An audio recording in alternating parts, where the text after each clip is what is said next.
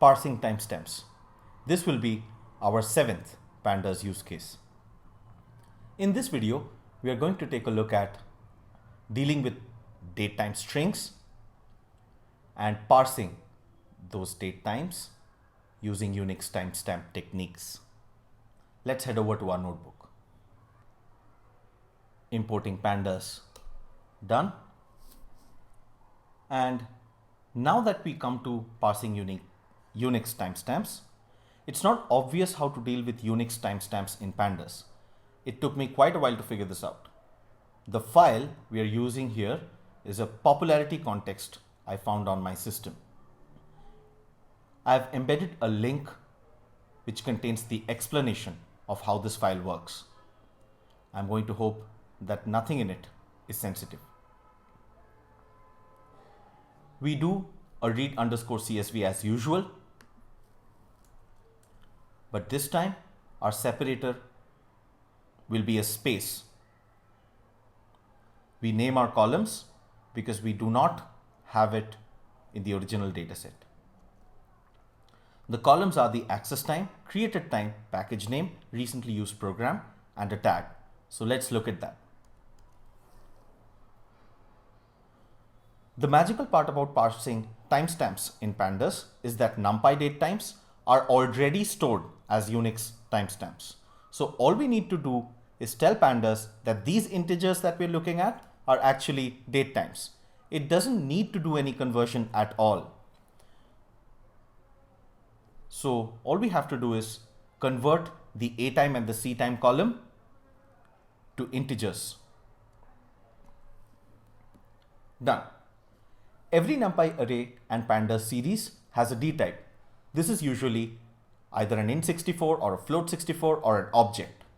Some of the time types available are datetime 64, datetime 64 milliseconds, and datetime 64 microseconds. These are also time delta types similarly. We can use pd.to_datetime function to convert our integer timestamps into date times.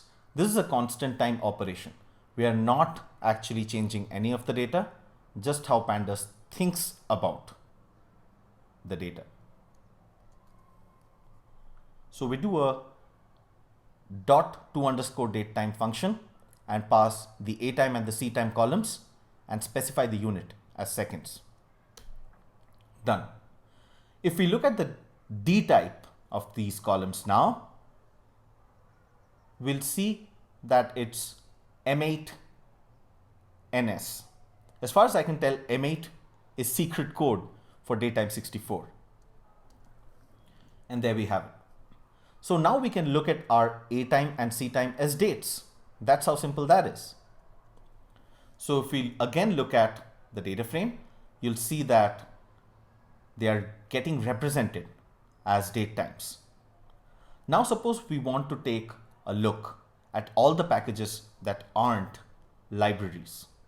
First, I want to get rid of everything with timestamp 0. Notice how we can just use a string in this comparison, even though it's actually a timestamp on the inside. This is because pandas is extremely convenient. So just the way we would use a string manipulation technique, we actually filter out our data by using the subsetting techniques that we have learned before. So in this case, we are filtering out everything, every date time that was seen before 1970. Now we can use pandas' magical string abilities to just look at rows where the package name doesn't contain lib. And make no mistake, we've all seen this before. We sort values by C time and look at the top 10 rows.